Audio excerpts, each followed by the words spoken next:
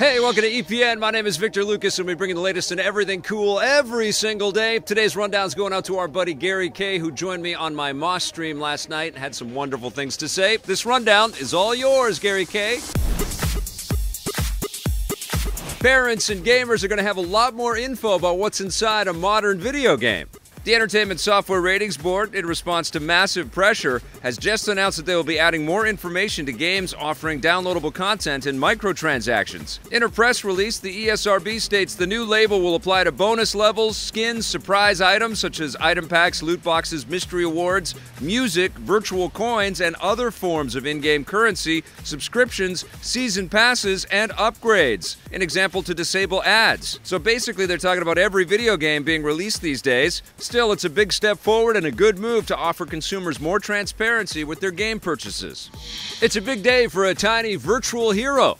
After a long wait, Moss is available today exclusively for the PlayStation VR.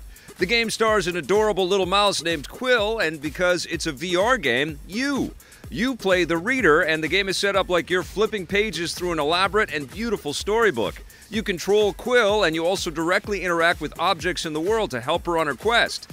Moss was developed by Polyarc in Seattle, and although the game made a splash at E3 last year, news around the game has been pretty quiet since then because the developers were busy making the game. I streamed the first couple of hours of Moss last night and loved what I played so far. I'm talking with the studio to have developers on EP Live, so stay tuned for that. In the meantime, Moss is available right now for the PlayStation VR. And as luck would have it, the PlayStation VR is currently in the middle of a substantial sale in Canada and the US in various bundles, presumably in Sony's bid to spur a lot more interest in the platform. In the news that's going to make Vic happy department, it looks like the Rocketeer might be making a comeback in 2019.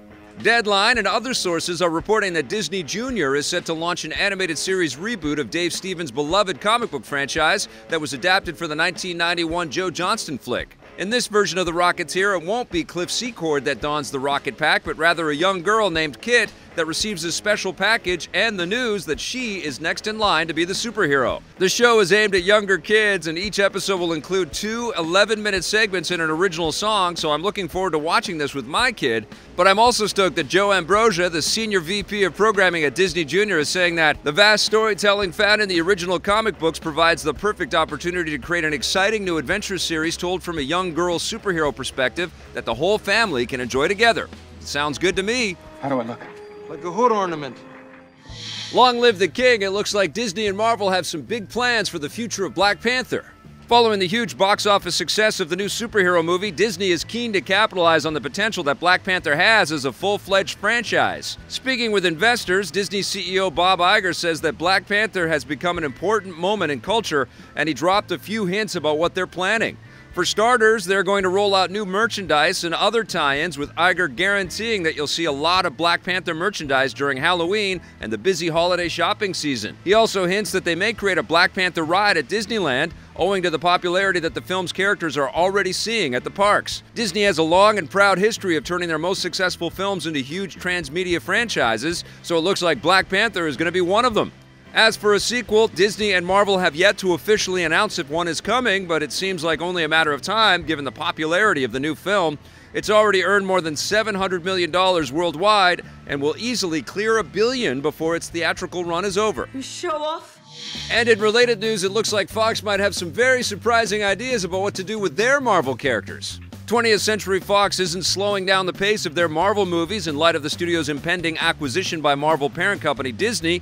Quite the opposite. The Hollywood Reporter has just published a lengthy cover story about what Fox is planning to do with the X-Men, Fantastic Four, and the other Marvel characters that they currently own. According to unnamed sources at Fox, not only is the studio not slowing down the pace of their Marvel movies, they're actually increasing the films they have in development. It appears that alongside projects that have already been announced, like Deadpool 2 and X-Men Dark Phoenix, Fox has secret Marvel projects in development, like an unannounced Silver Surfer movie, the long-in-development Gambit project, and the Kitty Pryde movie being written by comic veteran Brian Michael Bendis. The Hollywood Reporter claims that Fox executives want to increase the number of Marvel movies coming down the pipe just in case the Disney acquisition falls apart. And if it does go through, the more movies they have in the works, the less likely they are to get canceled. Disney, on the other hand, might have a different point of view. Both Disney and Marvel have said that they plan to bring the characters currently owned by Fox into the wider Marvel Cinematic Universe once the acquisition is finalized, And if that happens, they'll probably want to reboot everything and start fresh, which would put the fate of the films currently in development in doubt. We'll just have to wait and see what happens, but we'll probably have to wait a while. The Disney acquisition of Fox is massive and will likely take years to complete. It's cool, but it's disgusting.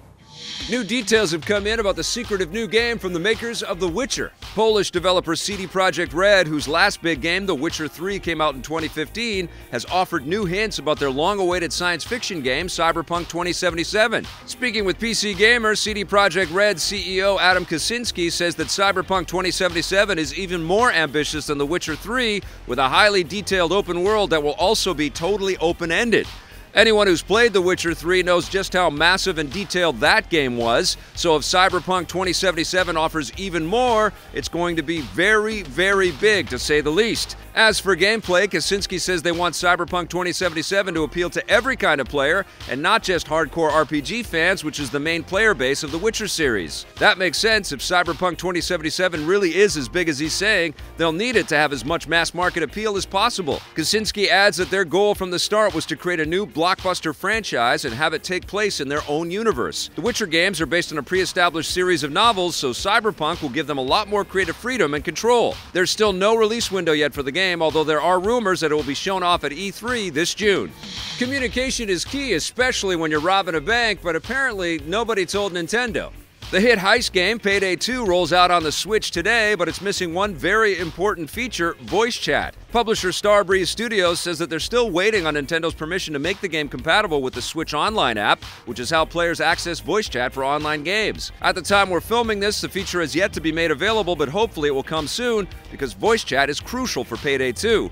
The game is built around co-op, with players needing to communicate with each other in order to pull off their heists. The fact that it's not available right at launch is yet another example of how silly voice chat is handled on the Switch. Nintendo should have never required players to use a separate app in the first place, and this is something that will hopefully be fixed when Nintendo launches their paid online service this fall. Perhaps to make up for the lack of voice chat, the Switch version of Payday 2 has something new that's not yet available on the other platforms, a new character. The new heister named Joy is now available as a timed exclusive on the Switch and is a hacking specialist with a custom LED mask that changes her appearance on the go. Just don't expect to be able to talk to her. Expect Joy to land on the other versions of the game in the coming months. That wraps us up for the rundown today. Thank you so much for watching. Remember, we've got tons of other content for you to check out, so please do. And if you dig it, hit subscribe, that little bell, and if you're so inclined, that sponsorship button too.